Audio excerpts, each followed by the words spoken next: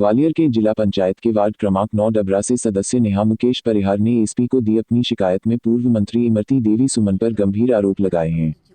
Jail panchayat सदस्य ने पूर्व मंत्री पर जिला पंचायत अध्यक्ष बनवाने के नाम पर 45 लाख रुपए हड़पने सहित अब उनके पति को फोन पर जान से मरवाने और झूठे मुकदमों में फंसवाने की धमकी विधानसभा टिकट की दावेदारी करने पर दी जा रही है जैसे गंभीर आरोप लगाए हैं। तो वहीं जिला पंचायत सदस्य के पति मुकेश परिहार के पूर्व मंत्री इमरती से पूर्व में रहे राजनीतिक घनिष्ठ संबंधों के विषय में पूछे गए सवालों पर जिला पंचायत सदस्य नेहा मुकेश परिहार ने कहा कि जब उन्होंने अपने सगे रिश्तेदार विधायक सुरेश राजे को नहीं छोड़ा तो हमारे तो उनसे मुंह बोले रिश्ते थे। अपने घर पर ही बुलाई गई प्रेस वार्ता में और क्या कुछ कहा है जिला पंचायत सदस्य यानी और क्या कुछ है उनके आरोप, आप भी देखिएगा यह खास खबर। वहीं जिला पंचायत सदस्य नेहा मुकेश परिहार द्वारा पूर्व मंत्री इमरती देवी सुमन पर लगाए गए गंभीर आरोप पर पूर्व मंत्री का भी बयान सामने आया है।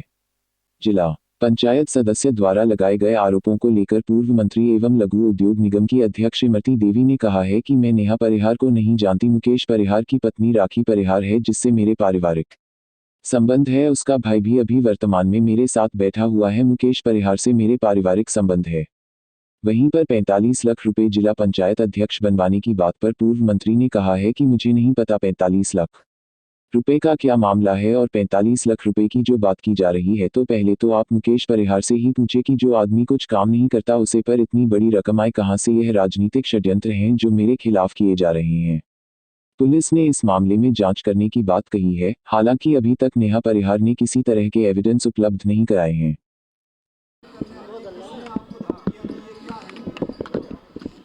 हमें इमरती देवी ने धमकी दी है और उनने मतलब उनको ये लगता है कि कोई डबरा से उनके लिए फाइटर नहीं होना चाहिए, इसलिए वो धमकियां दे रही हैं। जान से मारने की धमकियां देती हैं। आपराधिक उस षड्यंत्र में उनको नाम दे, मेरे हस्बैंड का नाम देने की बोलती हैं। और क्या फोन पर हुआ था, क्या विवाद कर रहे थे? विवाद हमने बताया ना कि उनको जो ऐसे जिला सदस्य का सभी लोगों का इंटरव्यू लिया था सर, तो उसमें मेरा भी इंटरव्यू गया। तो उन्होंने मेरे से पूछा कि अगर आपको कोई पार्टी वो करती है, अप्रोच करती है तो क्या आप चुनाव लड़ेंगे। हमने बोला हाँ बिल्कुल, अगर पार्टी हमें सपोर्ट करती है, वो करती है तो हम बिल्कुल चुनाव लड़ेंगे। इसी बात पे वो उनका माइंड डिस्टर्ब होकर वो हमें धमकियाँ देने लगी कि तुम मतलब हमने तुम्हें लाए पॉलिटिक्स में और तुम हमारे खिलाफ लड़ोगी इस तरीके से। इसलिए उन्होंने हमें तमाम धमकियाँ और गाली गलौज करी विधानसभा को लेके कि आप हाँ कि है ना, अगर तुमने ऐसा किया तो तुम्हारे पति को किसी भी षड्यंत्र में हम करके अंदर करवा देंगे, जिला बदल करवा देंगे, किसी भी अपराध में अपराधी घोषित करवा देंगे और तुम्हारे को और तुम्हारे बच्चों तक को नहीं छोड़ेंगे। ऐसे हमारे को मतलब जान का भी खतरा है और किसी भी उसमें अगर जान से नहीं है तो अपराध में करके अगर मेरे को पार्टी सपोर्ट करती है तो बिल्कुल करेंगे। इमरती देवी जी जो कह रहे हैं कि हम आपको जानते ही नहीं, ये मैंने आपको अभी एक फोटो प्रूफ के लिए दिया।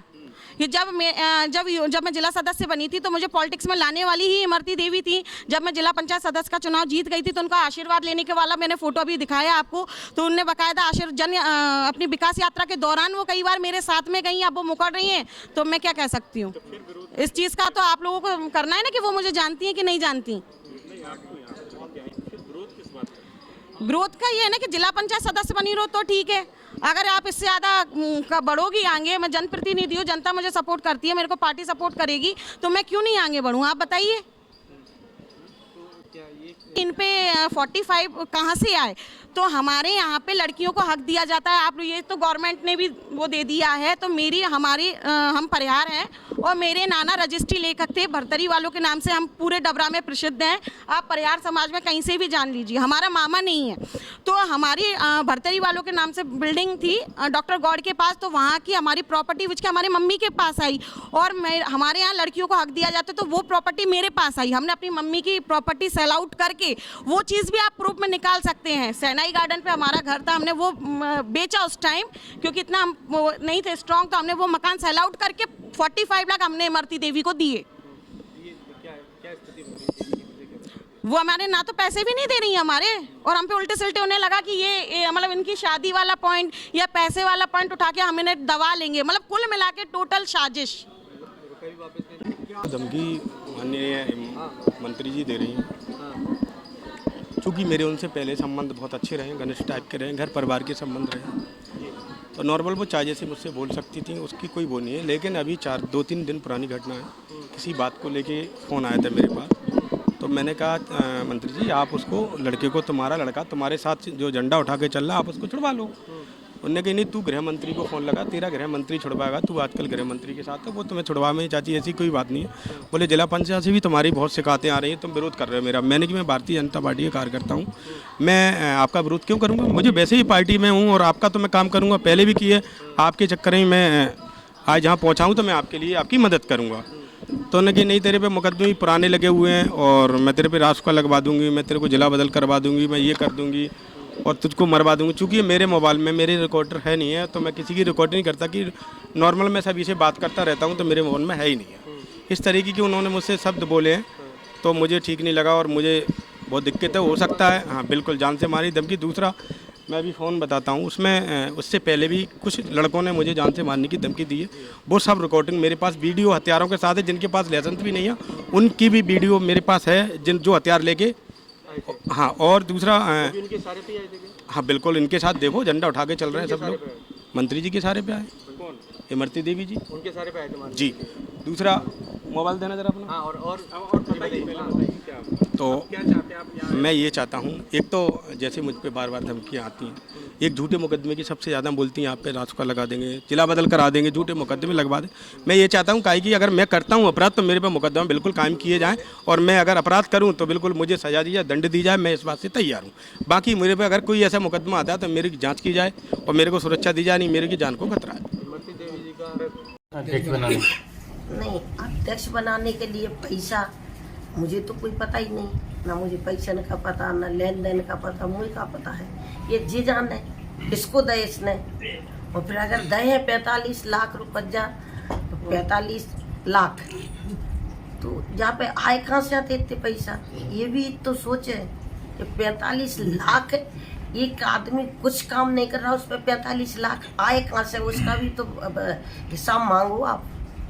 कितना आधार मानती हैं आप जिस तरह से आरोप लगाए हैं? सब झूठ है, झूठा आरोप है। और जो उनका खास बड़ा भाई बैठा है ठाकुर, ये भी बता सकता है। मैं ना तो वो परिवार को छोड़ सकती हूँ और ना मैंने जीवन में छोड़ा है।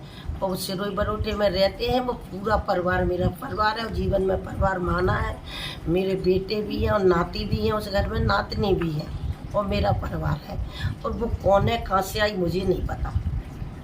पंचायत सदस्य ने आरोप लगाया है तो अगर मैंने कुछ भी कहा हो, एक शब्द भी बोला हो, तो मेरे सामने या आप जाकर पूछ लो कि कौन से शब्द बोले, तो आप जो कहोगे वो करो। पर ये राजनीति चल रही हर बार चलती है मेरे साथ, और कहाँ से चलती है जो तुम ही जानते हो। कराने वाला कौन है और करने वाला कौन है। अब कराने वाले की हिम्मत नहीं सामने आमने आ रही तो किसी से तो कराएगा। और नया परिवार को मैं जानती नहीं। अच्छा, जो मैं मुकेश की पत्नी राखी है उसको जानती हूँ। और जो पैसों का भी मामला आ रहा है 45 लाख के करीब उस समय, ये एक जिला पंचायत सदस्य हैं, उन्होंने एक आवेदन दिया है। तो उन्होंने ये आरोप लगाया है कि जो पूर्व मंत्री हैं उन्होंने बातचीत करने में इनको कहा होगा कि आप चुनाव मत लड़ो, उसके लिए धमकाया है। अभी उनका जो आवेदन मिला है उसको पुलिस ने लिया है जांच में, उसमें एविडेंस लेके कार्रवाई करेंगे।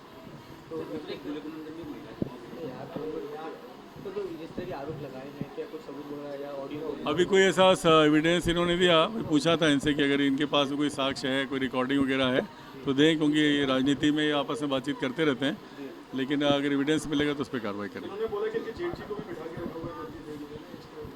अब इस संबंध में तो नहीं मेरे पास जानकारी, नहीं मेरे पास इससे कोई जानकारी नहीं है। उन्होंने कहा है कि उनके ऊपर झूठे केस लग सकते हैं, इसकी उन्होंने कहा है, तो देखेंगे उसको, झूठे केस नहीं करवाएंगे।